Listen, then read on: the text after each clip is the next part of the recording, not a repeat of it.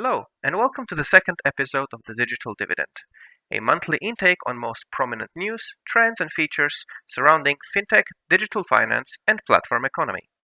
I'm your host, Mikayel, and today we welcome Shruti Aggarwal, co-founder of StashFin, and Naman Rastogi from Fasanara VC to our conversation.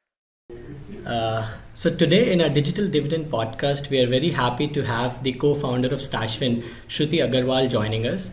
Welcome to our podcast, Shruti. Thank you, Naman. To give a brief background to our viewers, StashFin is a leading non-bank consumer lender in India that provides unsecured consumer loans to the prime, near-prime and super-prime segments. So Shruti, before we jump on into the specifics and learn more about StashFin, for our viewers, can you please give some background about yourself, speak about why and when you founded StashFin, and how has been the entrepreneurial journey so far? Sure. Thank you, Naman. Thank you for hosting StashFin. Thank you, Fasanara team.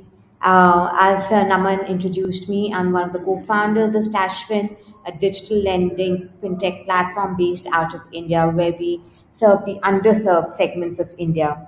So, by way of background, I'm a chartered accountant, worked with PricewaterhouseCoopers in India. Post that, I went for my master's to Columbia University, where I studied public finance. So, serving the public and having a strong finance background is something that has always been my education and my training. I went and worked with Merrill Lynch in the investment banking group in New York. Spent a couple of years in the public finance space where I would work on billion-dollar transactions, financing hospitals, schools, highways, and a number of public infrastructure programs. After that, I had a very successful startup by the name of Secret Cache, which was based out of the US, moved back to India after selling it, and joined StashFin, as it was a perfect blend between servicing the public, finance, and retail, which I had learned from my entrepreneurship at Secret Cache. Here at StashFin, I'm handling a couple of functions, mainly debt financing, marketing, and HR. Thank you so much, Shruti, for sharing your journey. This was indeed inspiring, and I'm pretty sure that several female founders, even the male founders who are listening to our podcast today would be motivated hearing this success story. Moving on, Shruti, for our viewers, can you please describe in detail what does StashFin do, who are your target customers, and what growth milestones the business has achieved so far? StashFin is a leading fintech platform based out of India, where we are serving the underserved segments of the country. India is a credit-starved economy where people do not have access to credit. Simple things like credit card, loans, auto loans, all of it is underpenetrated in this country. The idea of StashFin is to create an opportunity for people with limited credit footprint that would enable them to embark their financial journey successfully and be aspirational about it as they grow in their livelihoods. Various segments in India are credit starved and are often ignored by traditional banking setups. StashFin has a unique underwriting capability and innovative tech stack which helps us to do this very, very operationally efficiently as well as at a large scale. Our customer base, as Naman mentioned, could range from prime, subprime to super prime. So our customer base could be a delivery boy to a business owner to a very successful MNC salaried employee. We price our loans or we underwrite our customers based on the risk we undersee during the process of approving them. We were founded in 2016 until December 31st. We had close to 1.5 million customers, which is 15 lakh customers, close to 3,000 crores of dispersal. First quarter of last year, we raised close to $270 million, part of which was financed by Fasanara. Thank you. Thank you, Shruti, for unpacking StashFin's business model and growth for us. I'm pretty sure that this would be quite informative for our viewers who are eager to learn more about consumer lending landscape in India. And also, I would like to congratulate you on the promising growth that you've achieved in a very short period of time. So Shruti, I'll hold you here and would like to double click on the few business aspects of StashFin. I see that StashFin has multiple forms of lending products. How exactly does this product composition work for you, and which product do you think is most prominent or most successful in your eyes? So, when we talk about product, which I'm assuming you're talking about prime, subprime, and super prime.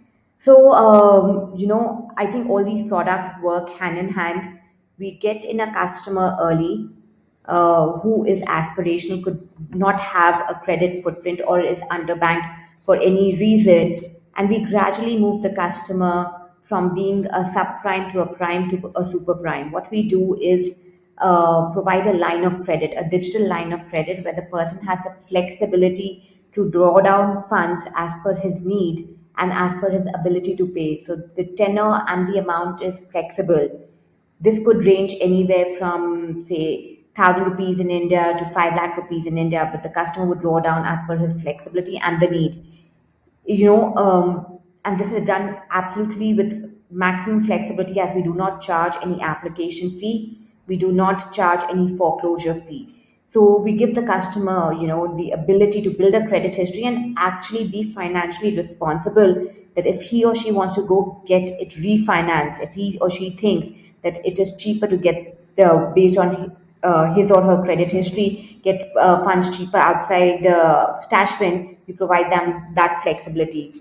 So all these products work very well as we are serving a country which is credit starved. So moving a customer from being a subprime to a super prime actually affects just not that person but the entire household. And we are very proud to say that we are not just making an impact on one person but livelihoods of a number of people in that home. The other thing that really helps us is we actively, as a person moves from being a subprime to a prime to a super prime customer, we give them a larger, because of teaching them financial responsibility, we actively reduce their rates of interest rates, or increase their tenors, or maybe increase their line, providing them the flexibility and showing them the growth of being how financial, by being financially responsible, what it can do for you. So for me, all these products are all integrated and unfortunately can't distinguish between one versus another. Right, right. Makes sense, Shruti. And addressing the both subprime and prime segment that is largely underserved by the Indian commercial bank through a flagship product is the best thing that you can do in order to build a inclusive economy.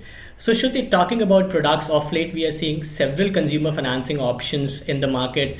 There was a time of huge craze about buy now, pay later, where the consumers don't have to bear the interest rate cost. Then we know that there are 0% EMI options. Then there are consumer durable loans as well. So, how do you see these products as competition to the StashFin's traditional unsecured consumer lending that you are doing? So, how I mentioned, Naman, we are actually a line of credit. A person can use his funds anywhere.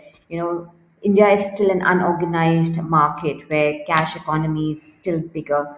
Digital footprint for buy now, pay later, or for someone having EMI on their card is still limited.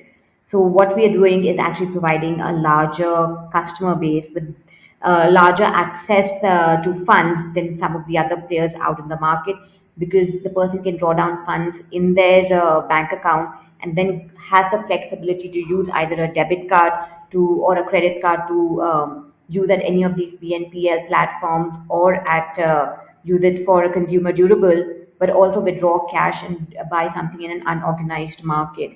The other thing what our product really allows you to do is we also do provide interest-free period, where you could draw down the funds and only pay a processing fee and have the option to pay down within 30 days without any interest cost. So we do provide that flexibility, but in a larger way to the customer, because the customer can draw down funds in any format they would like. The other thing with some of the other players in the market is it is it is focused on a product or it is focused on a platform. So today, if you had to go buy something on EMI on your card, you don't know whether it's an option available. Only at the POS counter would you know that you can get something like that EMI or not. For example, jewelry. section or a category which is not financed at all. So you would never get that option. So we actually cater to a larger, and we still think this is an ecosystem where people are getting educated that there is an option available to buy now, pay later. But with us, with a fixed rate and with a full flexibility, we don't think this is really a challenge for us. But of course, it teaches the customer how to be financially responsible as well. Sure, Shruti. I can't agree more with you on this. I can clearly see that how for discretionary spending, where the end use is not tied, traditional unsecured consumer loans which StashFin gives would always be the first choice for our customers. If you compare it with other modes of financing like sort of BNPL or 0% EMI, there's always a tied end use which ties the customers to specifically buy a specific product only. Now I would like to shift some gears a bit, Shruti, and speak about the role of technology at StashFin. We all know that StashFin is one of the first fintech lenders in India that has been at the forefront of tech-driven origination and now as well as collections. The testimony to this is the size of the technology team that I've personally seen, and which, if I'm not wrong, almost forms 40% of the workforce. So, Shruti, I would love to hear from you how at StashFin you're using technology in providing financial services. Talk about your underwriting, collections, sourcing, and also how it's helping you in scaling up the business.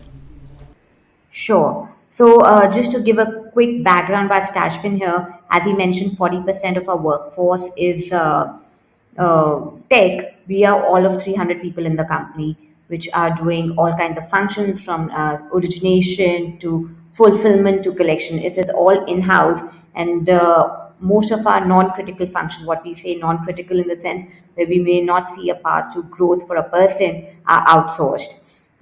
So calling functions are outsourced, field staff is outsourced. So we are really focused on growth and creating revenue per person, and that's how we function. And that's why 40% of our workforce is technology.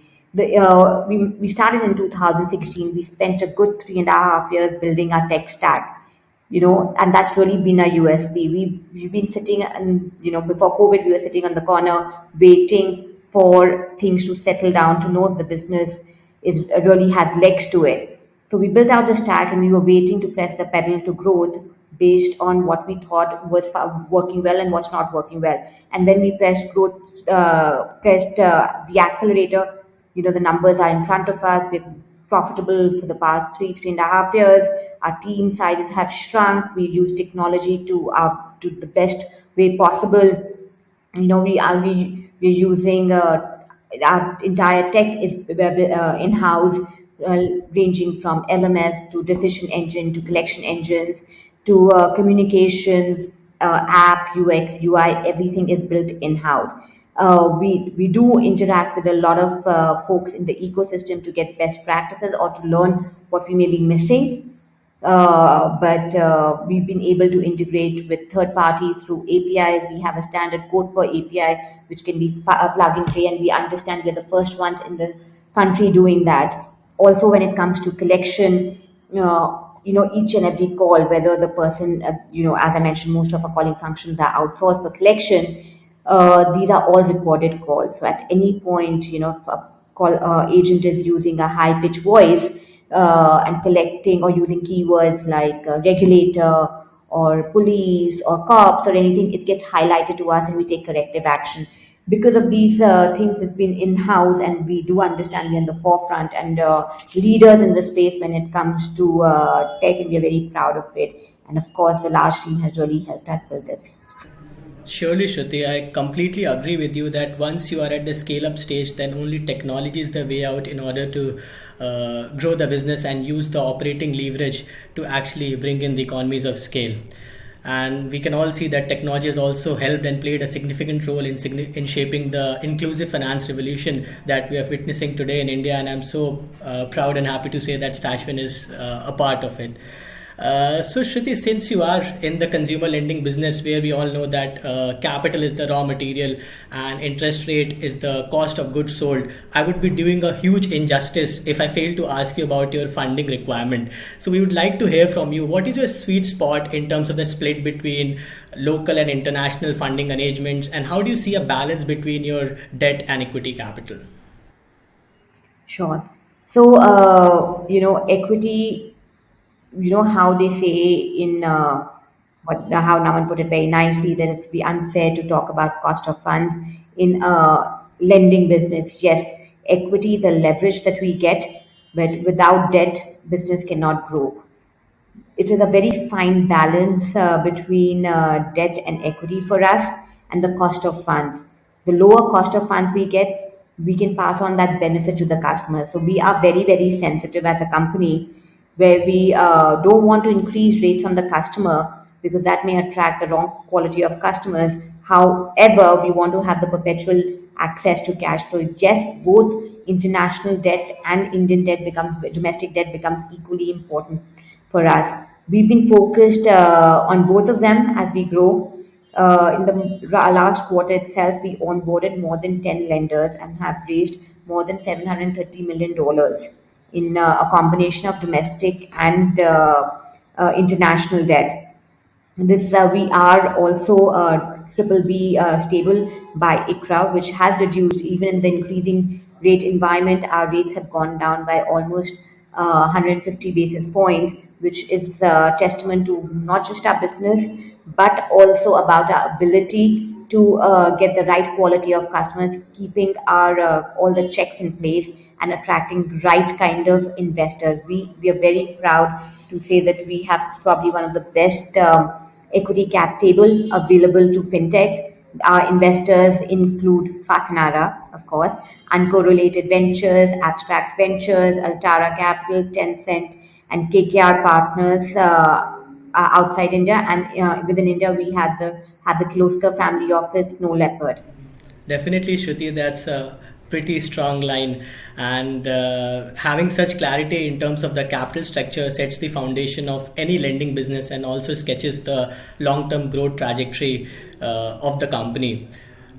Talking about growth, of late, Shruti, we saw a few changes in the lending regulations in India. Especially in 2022, we came across central bank circulars. First, it was about the new PPI regulations, and then later it was about the new digital lending regulations.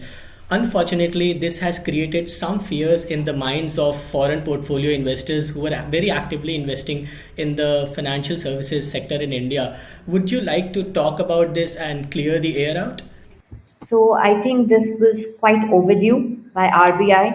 People were working in all kinds of formats which were maybe regulated or unregulated.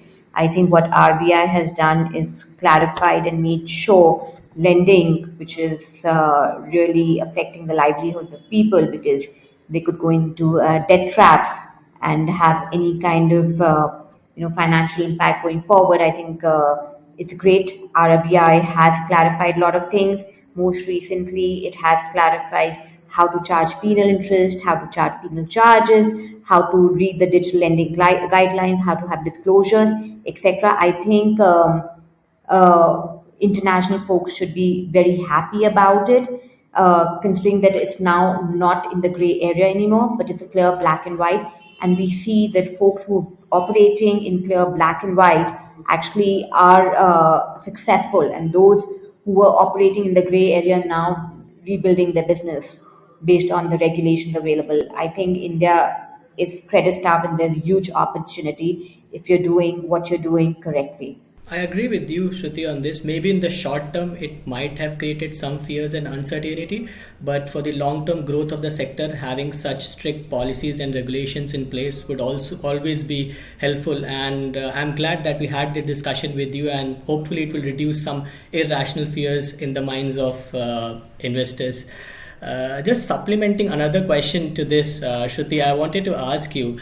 How does the current funding winter, as people like to call it, due to the high interest rate environment that we are living in today, is affecting the lending business broadly? Are these macro environment changes because of the high inflation environment inhibiting you in any way from meeting your business plans? Naman, we are on track for growth. We do not see this to be a challenge. In fact, I think previously I mentioned we raised in the last quarter loan close to $730 million, and our cost of funds has also come down. What that has done, provided more flexibility. We are able to onboard more customer, providing them more flexibility. Inflation, of course, changes everyone's household expenses. What customers are really looking for is flexibility. Providing them full flexibility to foreclose their loan, not pay application fee, not pay a charge upfront, and have the ability to choose based on their need for the number of months or years they need has really helped us grow. And really, people do talk about increase in rates and increase in startup winters here, but we really don't see that at our end. No, definitely, Shruti. Both the two positives that you highlighted, first was raising capital at the right time and then getting a rating upgrade from one of the largest rating agencies in India, is definitely two positives for you together, and would definitely decrease the cost of funds and also increase your ability to raise more debt capital on the back of your equity. Yeah, so thank you so much, Shruti, for answering my questions with so much patience and unpacking all the answers so meticulously. Here's my last question for you. Wanted to see where do you see StashFin 5 years from now, and are there any plans for international business expansion in the cards? We're very focused as a company both on growth and profitability. We do want to be ready for a public event. I wish I could say 12 months for now, but as we are growing, we want to be in a situation where we find the right time and do it. India has a very deep. India is quite credit starved. India has a huge population. I think right for now we are very happy just focusing on India and getting it ready for a public market event. Thank you, Shruti. I must say thank you so much for such an informative and, more importantly, very candid session with us. I hope after listening to our podcast, our viewers know much more about consumer lending landscape in India. Thank you once again. Thank you.